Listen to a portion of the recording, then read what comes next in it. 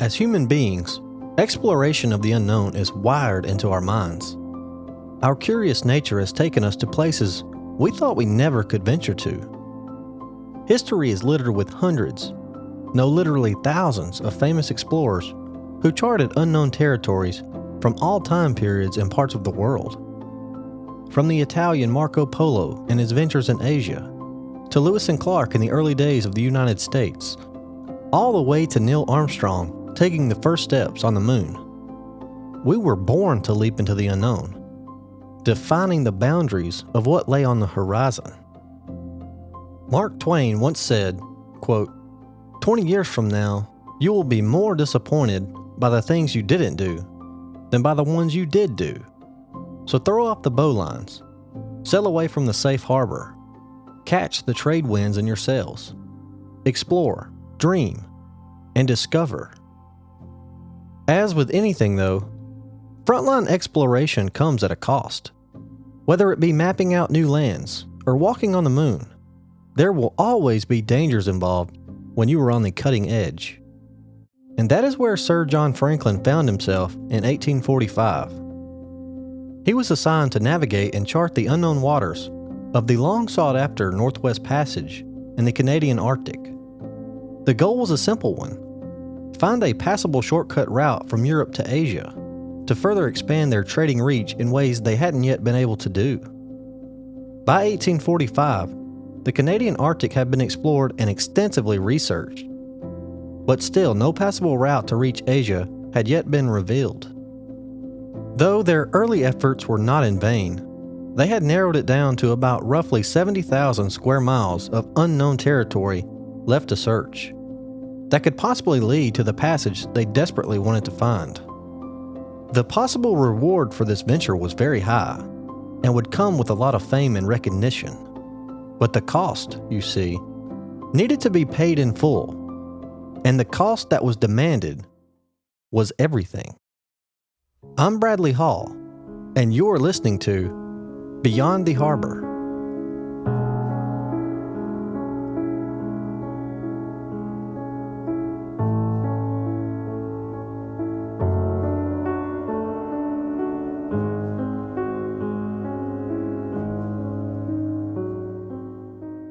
In May of 1845, the Franklin expedition, led by Sir John Franklin, was set to sail out of England with two ships, the HMS Erebus and the HMS Terror.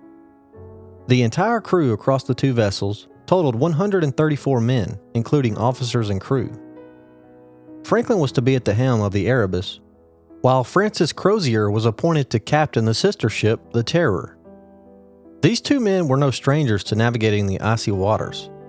Franklin, who was 59 at the time, had previously been a part of two other expeditions led to find the Northwest Passage. Though not successful, they still helped in bringing back vital information on the Canadian Arctic. Crozier was also a seasoned vet. He was very familiar with the HMS Terror, as he had just finished an expedition to Antarctica, where he was the commander of the ship. Although Franklin and Crozier were not the first choices for Sir John Barrow, who was the mastermind behind the expedition, their knowledge and expertise in the field of sailing in icy waters was a perfect match to lead the expedition. The crew was made up of mostly English men, given that this was indeed an English expedition. But they also had several men from Ireland, Wales, and Scotland. The majority of the crew, however, were lacking in knowledge of sailing in the Arctic. Only 4 other members besides Franklin and Crozier had been a part of icy adventures, though it was still just sailing, right? The two ships could be sailed by the wind, but they also had steam engines fitted to them that drove a single-screw propeller. The propeller in this case can be thought of as a glorified troller motor, only able to move the ship at about 4 knots. Some other advanced technology on the ships, given the time period, was reinforced bows constructed of heavy beams and iron plates, an internal steam heating system to keep the men comfortable in extreme frigid conditions, and a system of iron wells that would allow the propeller and rudders to be withdrawn into the hull to prevent damage from ice or other debris they might run into. The journey was set to last around 3 years' time, and given that, they had to stock enough food and supplies for all the crew members. The food included a new technology at the time: tinned soups and vegetables. This would allow for much longer shelf life and for the men not to have to worry about rationing during the trip. For smoking and/or chewing, the ships were stocked with over 7,000 pounds of tobacco. For lighting during the cold winter nights, they also carried almost 3,000 pounds of candles. Both ships also had a library, stocked with over 1,000 books to give the crew some form of passing the time while they trekked west across the Canadian Arctic. With all the proper food and supplies stockpiled, as well as the necessary equipment and entertainment they would need for the 3-year voyage, the 2 ships and 134 men were ready for departure. The Franklin expedition set their sails west on the morning of May 19th in 1845, headed for their first stop in Greenland, before making the trek over to the Canadian Arctic. The journey to Greenland took about a month, and they docked at Disco Bay, where they picked up around 10 oxen for fresh meat. It was here where the crew was instructed to send their final letters home to their families. There were 5 sailors who were discharged in Greenland due to sickness, though it is not noted as to what kind of illness they had, but maybe we can speculate here that it may have been too much rum. Nope. It was documented in several letters home from the crew that Franklin had banned swearing and drunkenness. Yes, you heard that right. The 2 things many sailors are known for, they were not allowed to do during the expedition. Losing the 5 sailors to sickness brought the total number of men for the crew to 129 for the trek across the Canadian Arctic. It took around another 2 months to cross the Atlantic to reach the Canadian waters, and in late July, they were waiting for the ice to clear so they could cross the Lancaster Sound. The Sound was a source of life for the native Inuit people. They were the Paleo-Eskimos that inhabited the region and relied on the Sound for its abundant food source. I will bring up this native tribe later on in the story, but for now just know that they were living in the area when the Franklin expedition was sailing through. By the winter of 1845, it was time for the team to hunker down and to ride out the extreme negative temperatures of the Arctic. They landed the 2 vessels on Beechey Island and began to set in for the rough conditions that lay ahead. Subsequently, though, 3 crew members would not make it through the winter storms. They passed away in early 1846 and were buried on the island. Unfortunately, though, this was only the tip of the iceberg of tragedy for the doomed crew members of the Franklin expedition.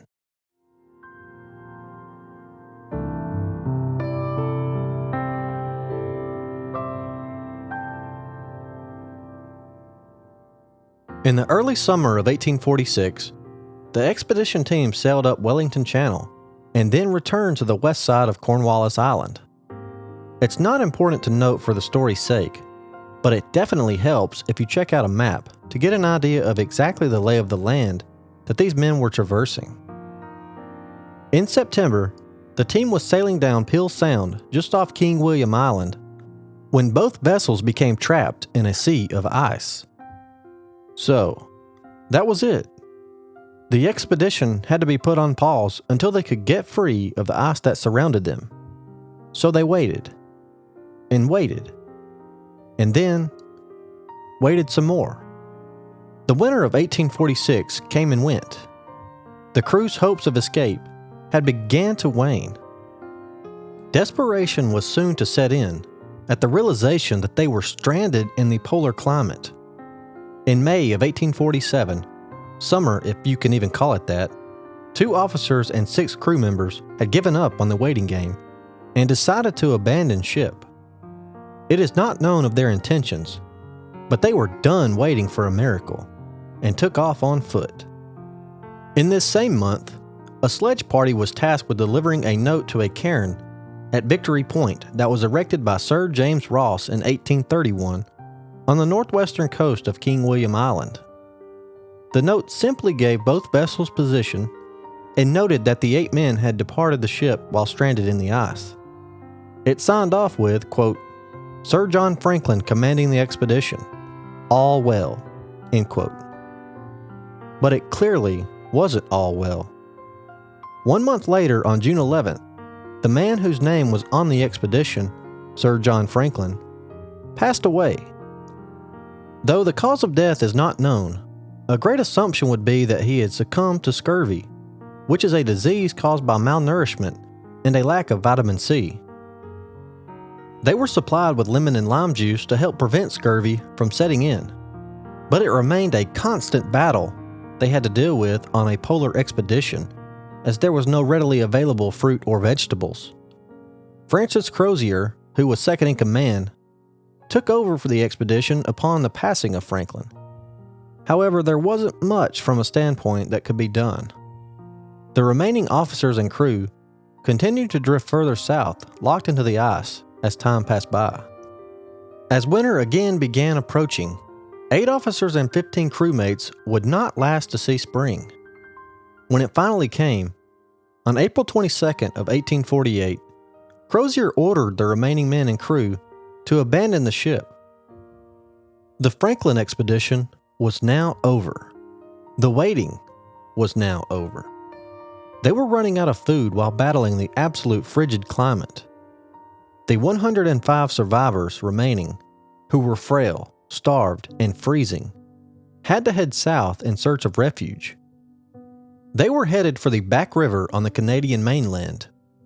Obviously, we are on the outside looking in here, but in order to best understand and fully grasp the weight of the situation that these men were up against, we need to point out exactly the dangers that lay ahead of them.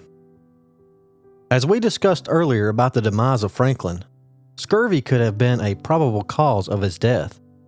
The crew wasn't immune to this either, and the majority of them we know were indeed malnourished.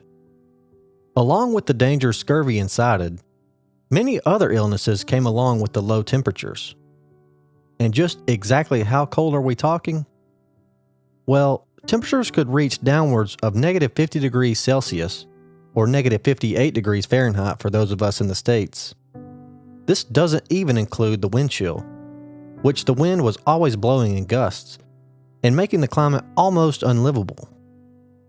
Frostbite could also set in quick, causing numbness to the extremities like the fingers and toes. If the blood supply is completely lost in these areas, gangrene can set in, meaning the tissue is in fact dead.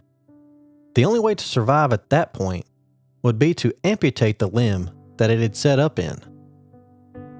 Hypothermia is also a very common occurrence with these temperatures, especially if you were to get wet. It slowly lowers your heart rate until the point of passing out. With no real way to warm up other than the possible fire, this could mean the end of the miserable road. Now, let's be clear. I absolutely hate cold weather.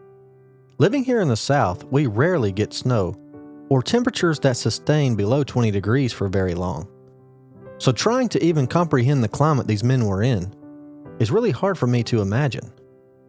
But as unfortunate as it was for them, this was their best and possibly only chance at making it out alive.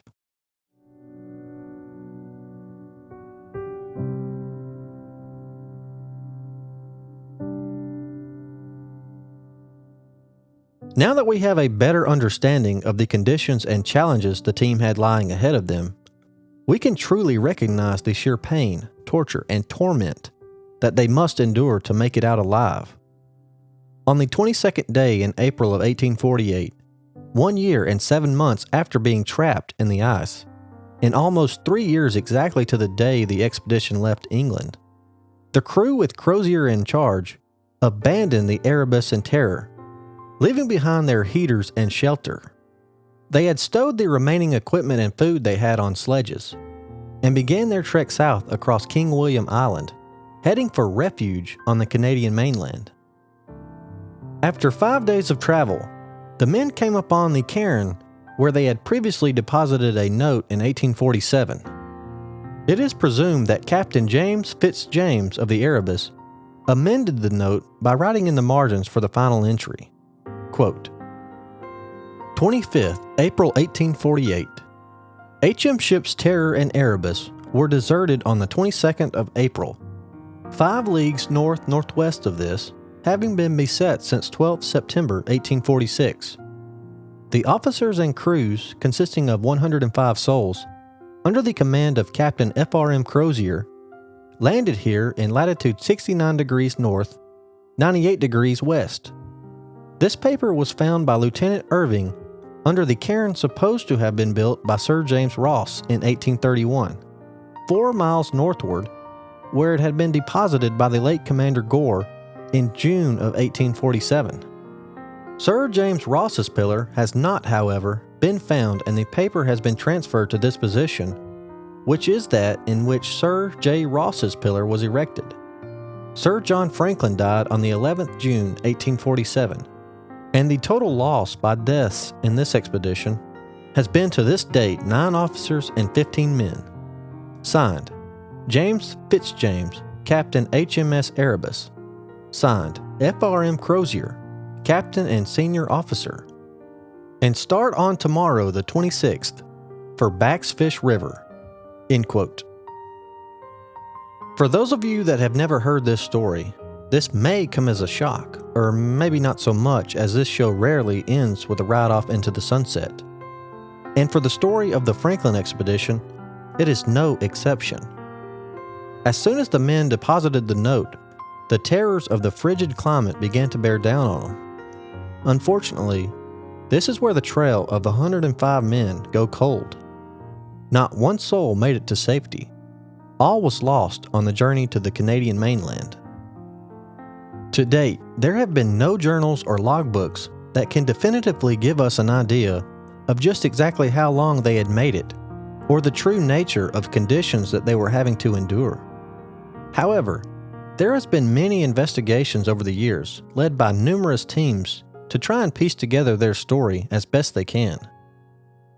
Just after 2 years had passed with not a single shred of communication between the expedition team and the British Admiralty, the public was beginning to get concerned. Jane Franklin, Sir John's wife, got in contact with members of Parliament to urge the Admiralty to send out a search party. They replied that they did not feel any reason to be concerned. However, they would put together a 3-pronged rescue plan in the spring of 1848. It was to be led by Sir James Ross, who should sound familiar to you, as he was the one who erected the cairn on Victory Point in 1831, so he was very familiar with the lay of the land. In addition to the rescue efforts, a £20,000 reward was made to any person or parties of any country that could offer information to the whereabouts of the Franklin expedition team. In today's currency, that would translate to a little over a £2 million reward. But despite this and the search efforts, they yielded no results. They simply could not locate the lost sailors in the Arctic, and to continue doing so would be more and more risky to their safety. But after the 3-pronged effort failed, the British national concern and interest in finding the men only increased exponentially. Many other parties joined in on the search, perhaps out of the goodness of their hearts, or more likely, to reap the £20,000 reward that was offered. 2 American vessels cruised the Canadian Arctic in 1850, the Breadalbane and the HMS Phoenix. This is when the first remnants of the sailors were found on Beechy Island, where they had spent their first winter in 1846. The graves of the first 3 fallen sailors were found there on the island, but no other documentation to lead to their current whereabouts was found.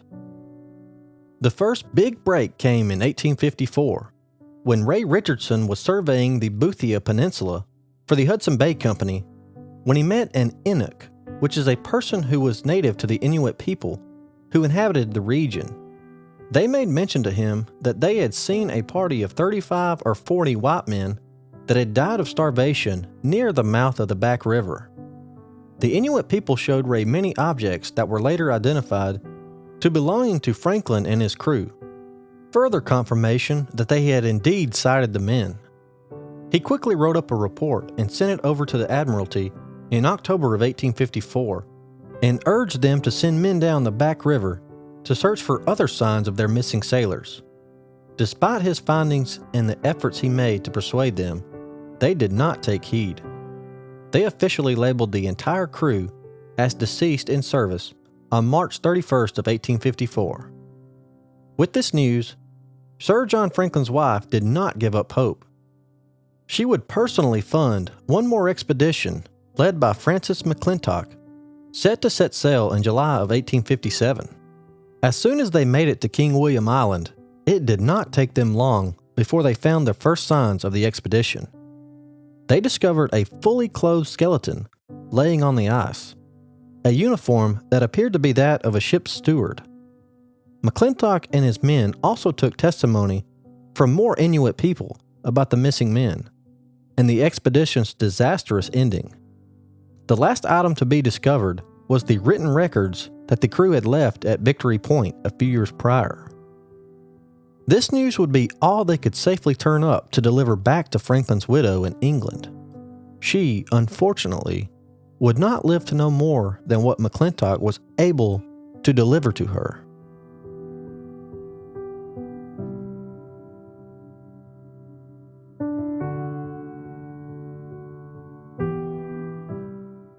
Though this was the end of the road for Lady Franklin, investigative efforts were only getting started. Stay with me for a minute, and we will discover what modern-day technology has been able to uncover and ultimately answer the questions that everyone wants to know. What exactly happened to the Franklin expedition?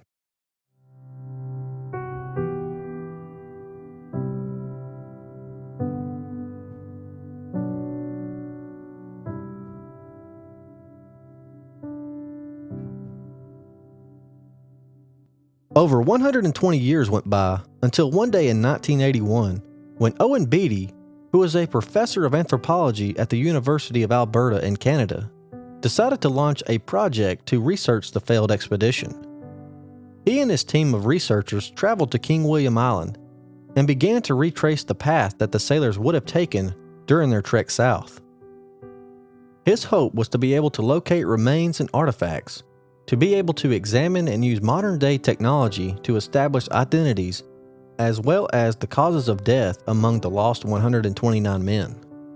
The first expedition turned up several artifacts from the men, and also some of their remains. He was disappointed that he was not able to locate more during his first trip to the Arctic. His analysis uncovered that the bones of some of the crewmen had areas of pitting and scaling, which led to the theory of scurvy being a possible source for most of the deaths due to vitamin C deficiency. He also uncovered something big, something the British had rejected at the time. The stories that the Inuit people told involved some of the men resorting to cannibalism. This was corroborated by the disarticulated remains that he found. Studies also indicated that the men had a super high level of lead that was 10 times higher than the average person would have. But due to the exposure of the elements the bones had, he needed to sample some soft tissue to fully understand why. In 1984, he exhumed and autopsied the 3 men buried on Beechy Island. They were very well preserved due to the climate and the ice that surrounded them. The tests were conclusive with the findings in the bones that he had found a couple of years prior. The lead exposure again were very high, and indicated that the poisoning was a contributing factor in their demise. He believed the lead solder on the tin cans of food the men had been consuming was the leading factor of this.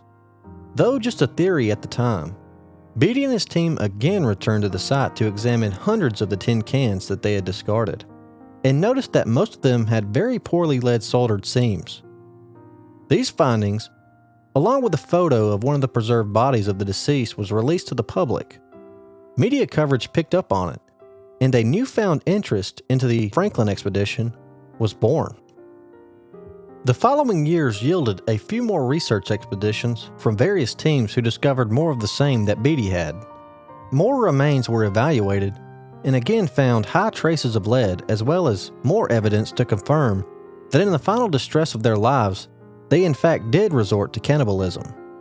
But one important thing remained a mystery. Well, 2 to be exact. The ships themselves. Many searches over the years as technology advanced, specifically sonar scanning, attempted to locate the missing vessels. But a couple of things didn't exactly line up. Inuit testimony conflicted with evidence of the final resting place of the ships, as noted on the final communication left in the cairns. After learning that the ships were nowhere near where the coordinates indicated they were first lodged in the ice, teams then began venturing south following the current. On September 7th of 2014, a Canadian team involved in the Victoria Strait expedition made the discovery of one of Franklin's two ships. They in fact had discovered the HMS Erebus. They noted that the ship lay just 36 feet under the Wilsons and Crampton Bay, roughly 60 miles from the position in which it was abandoned in the ice. They sent an ROV down to get a better look of the wreck site and noticed that it had deteriorated significantly, possibly due to the rough winter storm swells bearing down on the vessel. Just 2 years after locating the Erebus, the Arctic Research Foundation announced they had located the wreck site of the HMS Terror, just south of King William Island. It was about 30 miles to the south of where it was first abandoned. It lay in roughly 80 feet of water. Once crews were able to send ROVs down to examine the site, they observed that the ship was in pristine condition. The cold waters below had preserved the Terror, unlike anything they had ever seen. The discovery of these two vessels was a monumental find, and just a tiny piece of closure for the story of the Franklin expedition. But why were these two ships located many miles away from where they were abandoned? The source material here is a bit conflicting, and I don't think we will ever truly know. But Inuit people claim to have seen one of the ships sailing south after the confirmed abandonment. Another theory, the more widely believed one, is that the ice that originally entombed them carried them to their final resting place. It's intriguing to believe that some may actually have tried to sail again to safety. The mystery could possibly be uncovered with these two huge findings of the ships themselves.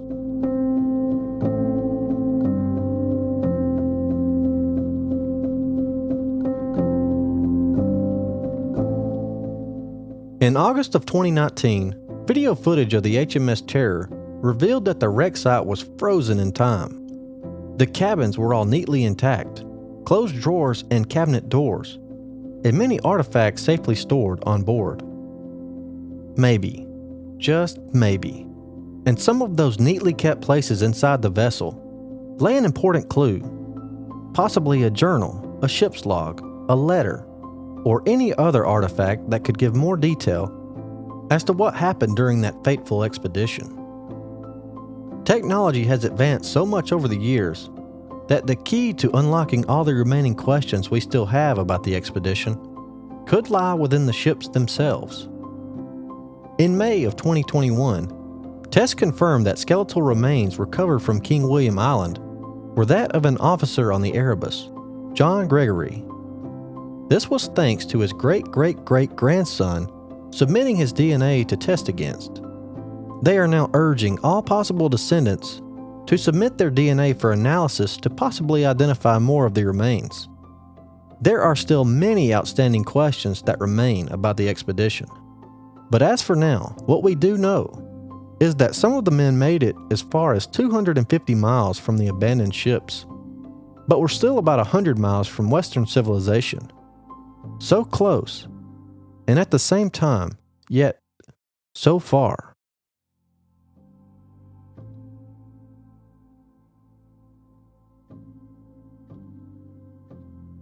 This episode was written and produced by me, Bradley Hall. If you enjoyed this story as we explored the tragedy of the Franklin expedition, please be sure to like, rate, and subscribe. You can find us on Instagram by searching for Beyond the Harbor. Questions, comments, and feedback can be left at my website. As always, if you are looking to take a deeper dive into this story, the source material, as well as full transcripts used for the episode, can be found on my website. Thanks for listening.